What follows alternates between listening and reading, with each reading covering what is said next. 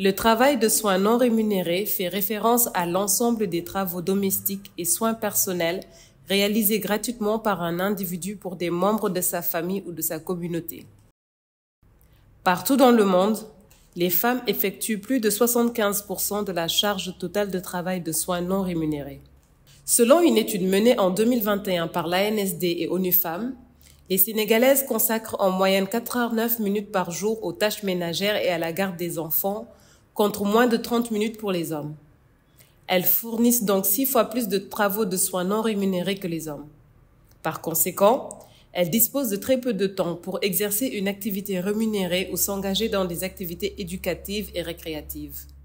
Pour apporter une réponse efficace à cette situation, ONU Femmes collabore depuis 2021 avec le ministère de la Femme, de la Famille et de la Protection des enfants et l'Agence régionale de développement dans la mise en œuvre du programme 3R.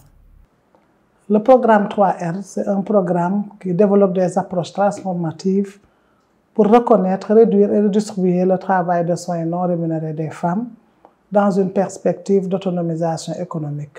Donc les principaux acquis du programme 3R, c'est qu'on a accompagné un réseau de femmes agricultrices du Nord, constitué de 13 000 membres et de productrices, de transformatrices des produits agricoles dans les régions de Saint-Louis et de Matam. En effet, le programme a produit de nombreux résultats, dont la réhabilitation de crèches communautaires, la fourniture d'outils facilitant les travaux domestiques et un meilleur accès à l'assurance maladie. Il a également permis à ONU Femmes de collaborer avec les municipalités pour mieux intégrer dans les plans de développement locaux les besoins des femmes et des solutions durables en matière de soins non rémunérés. Je suis très à l'aise lorsqu'il s'agit de parler du partenariat qui nous lie à ONU Femmes. Il faut savoir qu'en amont de la mise en œuvre du programme, nous faisions face à plusieurs défis liés à l'entretien de nos foyers et à notre bien-être. D'une part, le programme nous a permis d'accéder à l'assurance maladie. Plus de 1000 femmes membres de notre réseau ont pu y souscrire tout en ayant la possibilité d'inscrire jusqu'à 7 membres de leur famille.